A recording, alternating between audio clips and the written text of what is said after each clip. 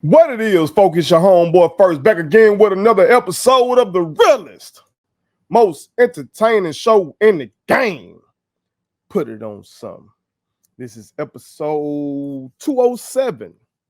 207 to put it on some. Proud to be here with y'all. Happy to be here with y'all. Even though I am not happy with the results of our opening game. Okay, still happy to be here with y'all. Okay, make sure you hit that subscribe button, hit that like button, hit that share button, put all your people on it.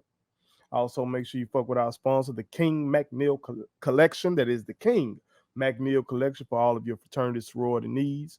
All right, they are the best in the business. Download the app or visit kingmcneil.com and tell them first sent you. Okay, and while you're at it, make sure you fuck with that single, Stop Hating on Thee, by your homeboy first. If you haven't heard it yet, go ahead and click on YouTube. Okay, it's wherever you stream your music. Go ahead and download that motherfucker. Okay, it's only 99 cents. Okay, I've been forgetting to promote that. Y'all see, I'm still at my mama's crib. I'm living with my mama right now, and, trying to keep her alive and well while still entertaining y'all. So my marketing has not been the best, but make sure y'all fuck with that record, okay? But let's go ahead and get into it. I know why y'all are here. You came here hoping that we were going to strike up the motherfucking band. That's what I had hoped, okay?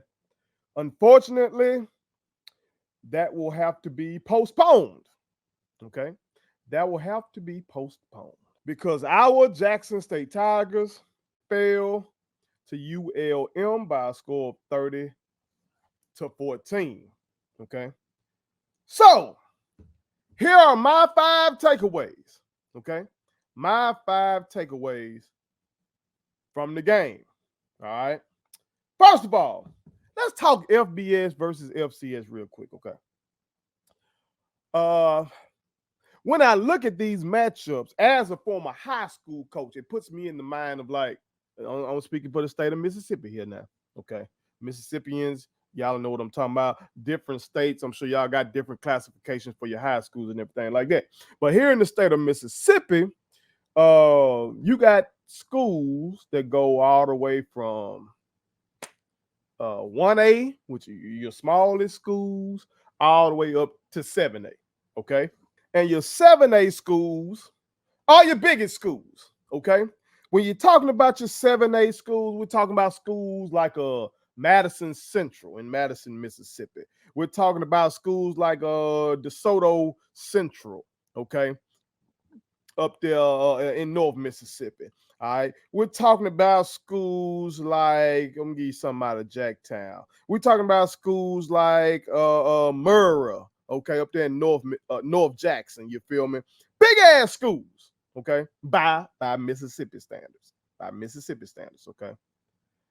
And then, like I said, they can go all the way down. That's 7A, the big schools. They can go all the way down to your 1A schools, okay? 1A schools like the school I used to coach at Belma Jackson, which was 3A when I coached there, but they've lost a lot of population since then. Or schools like a Mac Adams, okay? Mac Adams with about 80 some students. They got 87 students listed on this website for them, okay? Meanwhile, let me go back up here. DeSoto Central had 1,500 students, okay? Big disparity.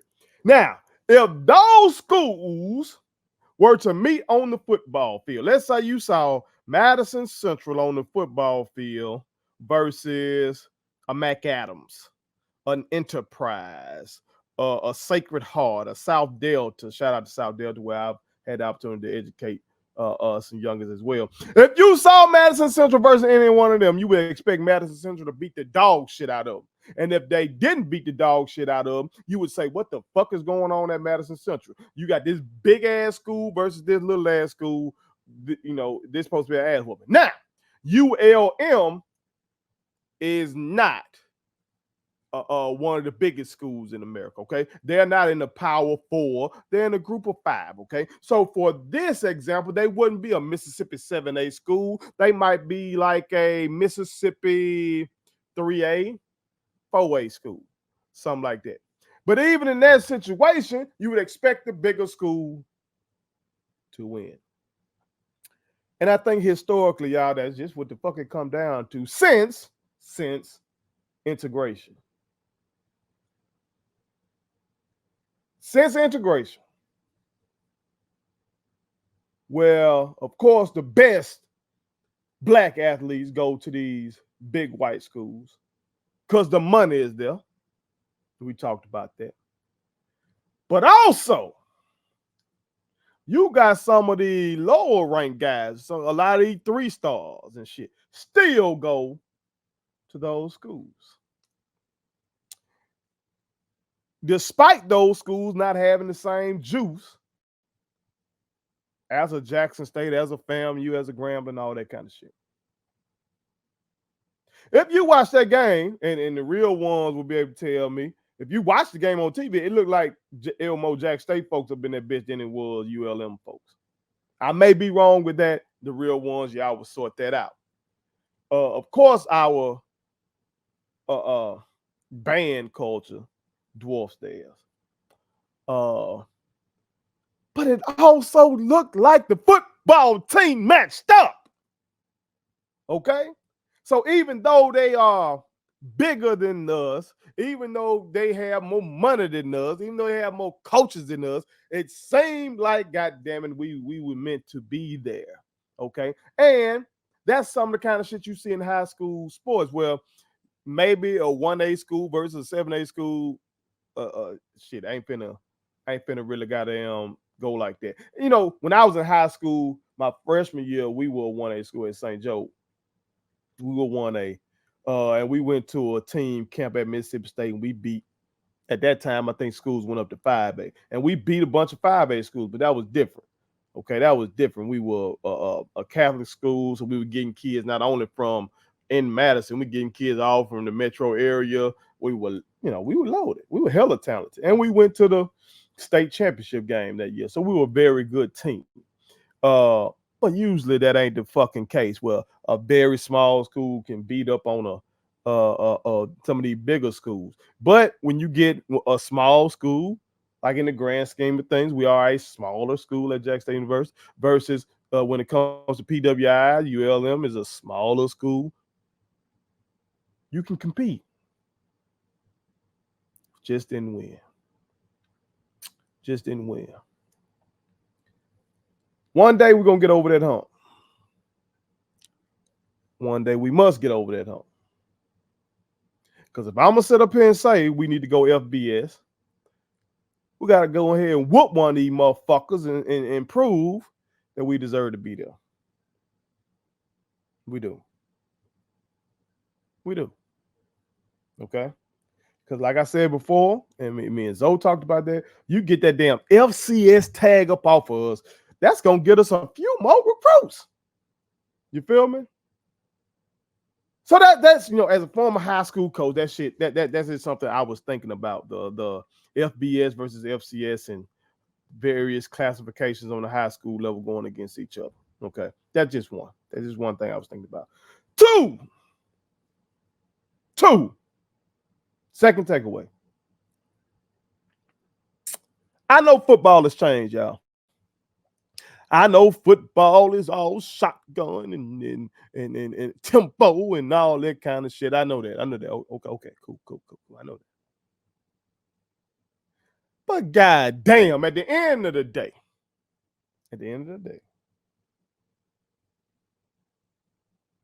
you can still run the ball and you still gotta stop the run.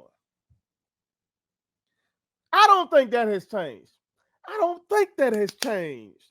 That if you can run the ball, control the clock, and if you can stop the run and put the other team and disadvantageous situations where they have to go 3rd and 9s and 3rd and 8s and shit like that, where you kind of know what they finna do. They gotta pass the ball. You know what I'm talking about? Now you can, rush the quarterback, get some sacks, maybe get some turnovers, all that kind of shit.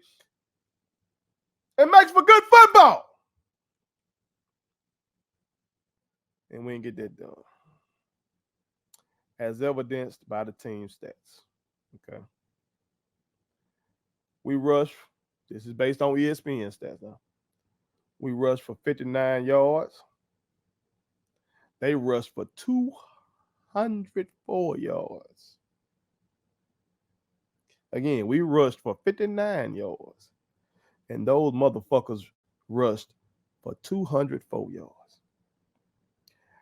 Time of possession, 34-49 for them, 25-11 for us. Now, I think part of us not running the ball could be the fact that my guy, player I love to say, of course, now I'm pro Jacobian Morgan, Cantown, for real. But y'all also know, I say, give Mr. Mulligan the damn ball. I say that. That boy's electric, but he didn't play. Okay. JD didn't play. And so I was watching Ken and Zoe in there, to my shout out to those Kings. And somebody asked, somebody was questioning why they didn't play. Fair question. Now, Ken, being the insider that he is, he let us know that, hey, whatever bad we thinking, that is not the case, nothing like that. I take Ken at his word for that. Okay. Again, he's an insider. When you come over here to first, I am not no insider. Okay. Not when it comes to that. Okay. I told y'all before, my sister was a professor up there. She no longer is there. She chose to take another gig. Education got too stressful, man. It's even stressful at the college level, but I digress. My other sister's still up there as a secretary. So, like the ins and outs of goings on, on the ground, I might know some shit about that kind of stuff. Okay. And from my brother PT, I might know some behind the scenes stuff. Okay. But I'm talking about locker room shit, what's going on with lineups, who hurt, all that kind of stuff. I don't know none of that kind of shit. Okay. When you come here to your homeboy first, it's kind of like it me and you in the barbershop. We saw the game, goddamn it, and we are addressing what we saw with our own eyes. Okay. And when I don't see Mr. Mulligan out there, and I see the other team running the ball like they did, and I desire to run the ball in that fashion, but I don't know why Irv wasn't out there. It's a fair question to ask. What the fuck going on? Now, maybe we'll get that answer. I know Coach T.C. Taylor going to be doing the media calls and all that kind of shit. As I tape right now, I ain't seen that. Okay. Now, again, many could probably argue that we won't see a team like that going forward. But as somebody who's watched a lot of Group of 5 football in my day, given the fact that, I'm also tied to the University of Southern Mississippi. Okay. So I've seen when they were in Conference USA, I've seen that caliber of team that ULM is. I've seen a lot of that. I wasn't that impressed by no goddamn ULM. I just wasn't. Okay. Like last year, Texas State, I was more impressed by what I saw from them than what I saw from ULM. Okay. So you can, but some may argue that this would be our toughest test. We'll see.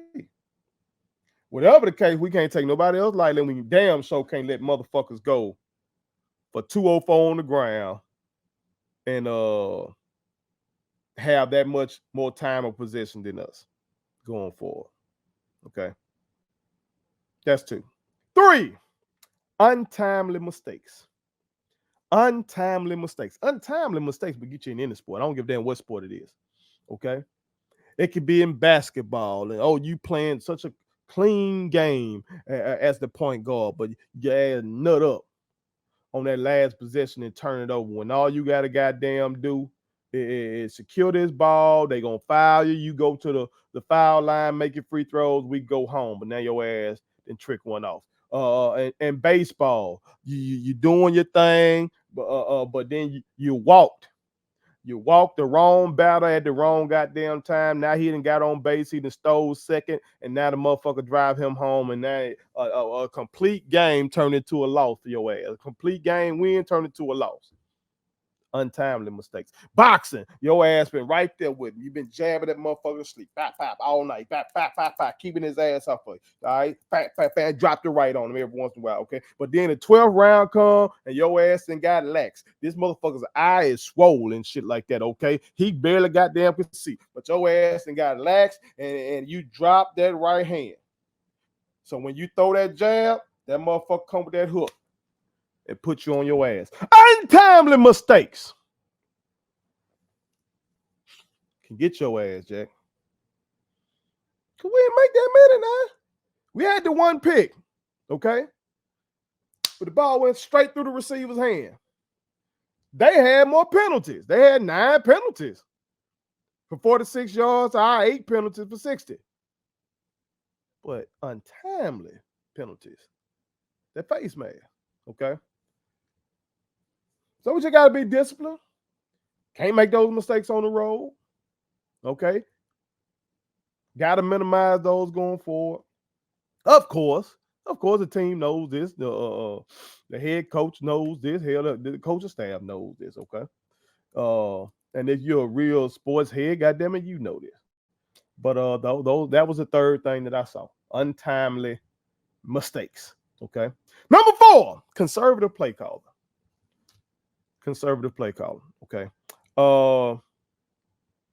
While we really didn't run the ball for real, like I would hope, even though I should have pointed this out. Ahmad Miller had 9 carries of 46 yards, and that's 5.1 a clip. Maybe we should have given that young man the ball a little more. Maybe so. Okay.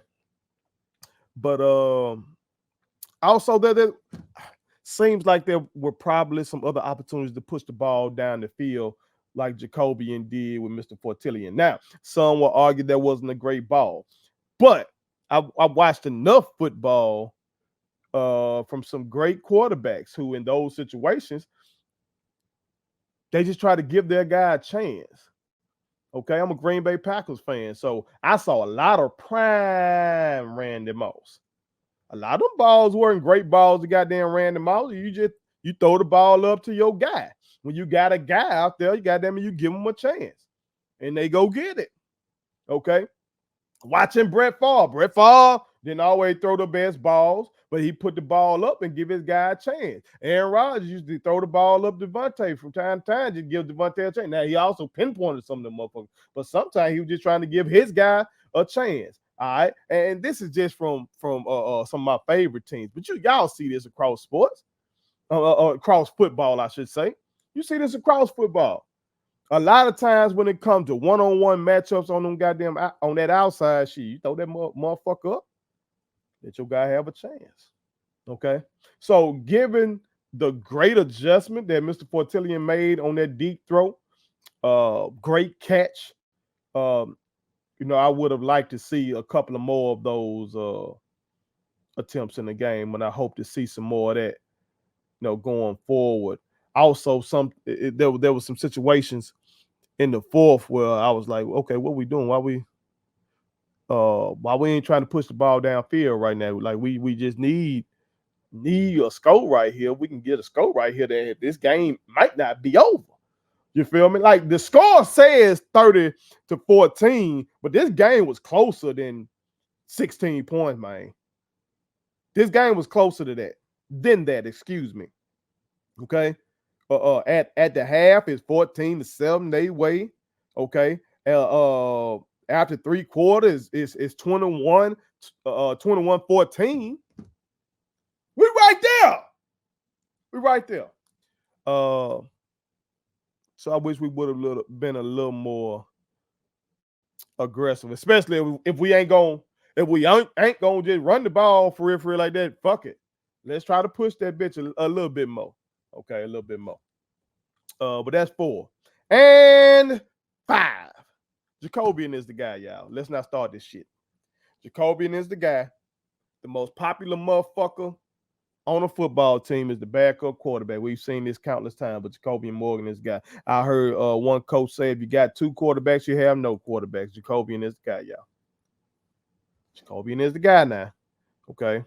Look at these numbers again. 23 of 28 for 228 yards. 1 touchdown, 1 pick. That pick goes on his record, but hell, it went through the receiver's hand. All right, so Jacobian is the guy. I hope that as the year goes on, that he becomes even more confident in what he's doing, that he grows game to game, that Coach Taylor grows with him, you feel me? Being a head coach and having to oversee the entire operation while also being the mastermind behind your offense. I don't think people really fully appreciate how difficult that is. Now, in this era, especially, people do it all the time. Okay, people do it. People do it.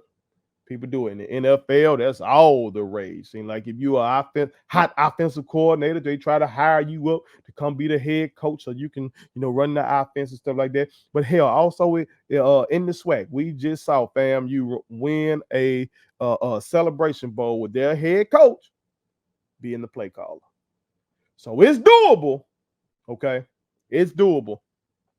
And I hope TC and Jacobian can grow up together this year, that they gelling in meetings, that Jacobian is seeing what TC wants him to see. Okay, but Jacobian is the guy. All right, I think we're gonna be all right there. But those are my 5 takeaways, y'all. Those are my 5. I think we could have won that game. Didn't get it done. But I still have hope. All right, the sky ain't falling. I ain't feeling like that. I ain't feeling like we need to run TC. I ain't feeling like we need to bench Jacobian. I ain't feeling like none of that shit. Okay.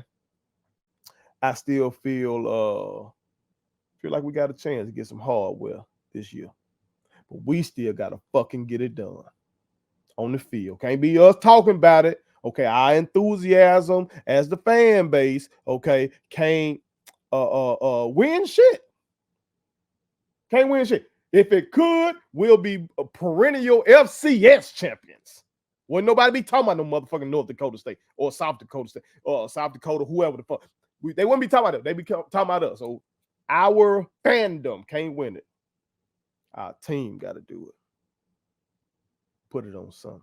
Please subscribe to my daddy's YouTube channel, because the more subscribers he gets, the more attractive he looks to sponsors. The more attractive he looks to sponsors, the more money he can make. And the more money he can make, the more money he can spend on me.